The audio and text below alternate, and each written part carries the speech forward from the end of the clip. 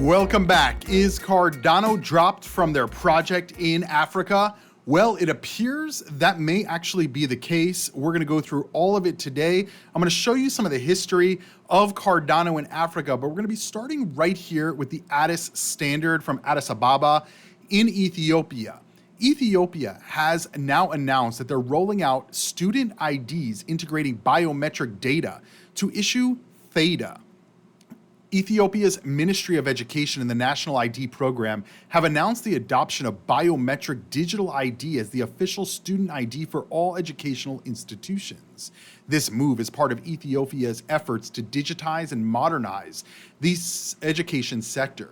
The new system guarantees enhanced identity verification and improved data protection across all academic platforms. It also aims to simplify administrative process related to admissions, record management, and the rollout of digital ID-based licensing and national exams. Pilot projects, plural, have already successfully registered post-secondary students with approximately 640,000 student biometric data integrated into the National ID Program system. The Ministry of Education and National ID Program are enthusiastic about the transformative potential of the initiative and encourage all education sector stakeholders to embrace this initiative transformation. The development follows a recent trend in the Ethiopian government, which has been implementing biometric digital ID as a standard in various services, including Federal Civil Service Commission and the Ministry of Health. In July, Ethiopia made the use of Theta digital ID mandatory for all financial institution transactions. Now, this is breaking, right, from the end of 2023. I'm recording this in September. And this is the official article. Now, before we get to this updated information, I want to kind of rewind a little bit. But before we rewind, don't forget to give this video a free thumbs up. I upload every single day of the year, so make sure you guys are subscribed to the channel. Turn on notifications, that way you never miss a new video. And do me a favor, give the video a thumbs up. It lets me know you guys enjoy this content. It lets YouTube know, and it is free to do because Cardano's not free, but thumbs up are definitely free. So I posted this video 2 years ago from when I'm recording this video, almost 2.5 years, April of 2021. And in April of 2021, we were in the midst of the bull market. And we were hearing about, I posted this video, the announcement of the year coming, Cardano and Ethiopia. And essentially, they had a whole section of their website, africa.cardano.org, which is no longer available. Okay, it's no longer on the Cardano website, where you could read through pretty much all of the happenings that were going on in Cardano Africa. You can see here they had a special. They listed their partners in this this digital ID rollout that they were going to be doing in Africa. And you can see Cardano was $1.25 at the time, where we're at 1/5 of that price now at 25 cents. And so this was breaking news. They were going to be using Atala, and they were going to be piloting, putting student records on the blockchain through digital identity. And there were other digital identity pilots going on at the same time, because I remember before this project was released or announced, there were rumblings about it, that it was going to happen. But before this, we heard about another digital ID system that was being piloted. And a lot of people were confusing that project in Ethiopia with Cardano's project in the educational system. And not only did the minister of, I don't remember, the Minister of Education or Minister of Finance, but also Cardano came out and said that program has nothing to do with what Cardano is doing. Cardano has its own silo of a pilot project that they were going to be testing. And so Cardano in Africa, inside IOHK's Ethiopian blockchain deal. This is from April 30th of 2021. And a predominantly rural country where only 15% of the population had access to the internet, Ethiopia was going to serve, was going through civil unrest in the north. Ethnic strike in the Tigray region recently led to thousands and millions fleeing the country as refugees to Sudan. The country has also experienced local internet shutdowns. Ethiopia is thus a good example of the gap between ambitious goals and modern technology. IO Global believes it can help bridge that gap. IO Global announced in 2021 that it partnered with the Ethiopian government to create the blockchain-based system to track student performance in local schools. And so IOHK was establishing a presence in the country at the time, opening an office in the capital, Addis Ababa, and started working with large-scale blockchain ID project, which was expected to go live in January of 2022. Now, I do have updates on this before we get to what's going on currently. But at the moment, the core identity product called Prism, Atala Prism, is ready, and other features, including classroom management, will come later. In the video stream in 2021, IO Global made, Ethiopia's Minister of Education spoke of the partnership, saying that the initiative is about bringing technology to improve the quality of education in Ethiopia. Cardano is one of the top cryptocurrencies, the minister said, which is why doing blockchain with IOHK is like a dream come true for him. According to the Minister of Education in 2021, 5 million students would receive Cardano blockchain-based IDs, which would allow the authorities to track every student's academic performance. Also, 750,000 teachers would get access to the system. According to the Minister of Education, the Ethiopian government struck a deal with the undisclosed Chinese manufacturer to provide enough devices for the project to actually happen. The IO Global executive said that the ministry, which enjoys financial support from large donors in the West, including US aid, will fund the purchase of the tablets and also build lacking infrastructure so that 3,500 Ethiopian schools have access to the internet and can use it with the new system. So that is what was going on. And John O'Connor spent, I think, a few years, he was an executive for IO Global. He spent a few years in Ethiopia, in Africa, like learning what's going on there, learning how blockchain can help these different areas of the continent with blockchain technology. And so it was confirmed, like this was definitely a pilot project in Ethiopia. A lot of people were saying that it was just scammy and not happening, but I believe that it was actually happening. And so in 2023, in this year, earlier this year, Ethiopia ID system is live, according to the Cardano founder, who was responding to critics.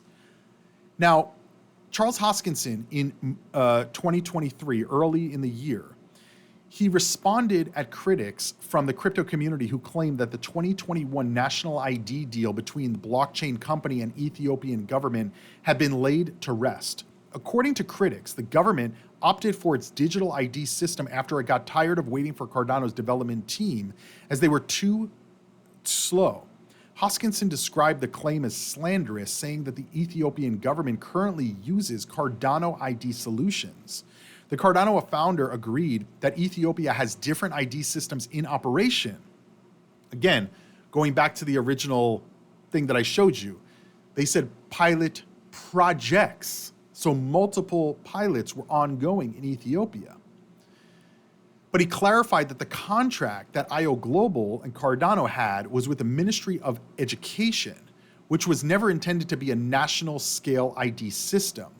Instead, it was a credential management system specifically designed for students rather than a comprehensive identification system for the entire nation.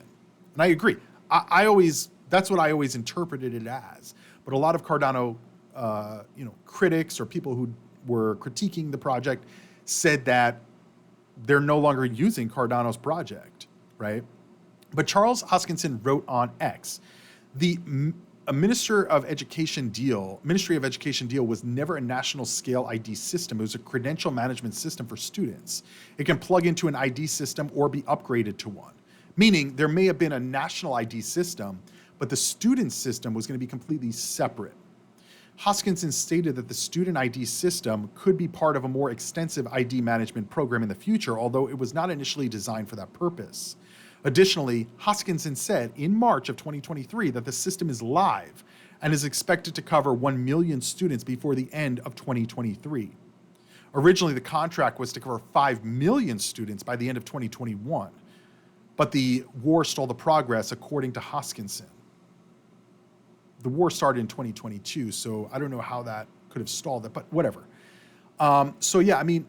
Obviously, there's a lot of back and forth here with whether Cardano was dropped or not. But in this article from Biometric Update, it mentions nothing about Cardano here.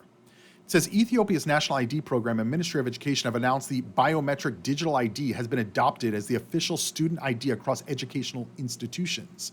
A government release called the official introduction of the digital ID a critical moment for Ethiopia's journey towards digitizing and monetizing the educational sector.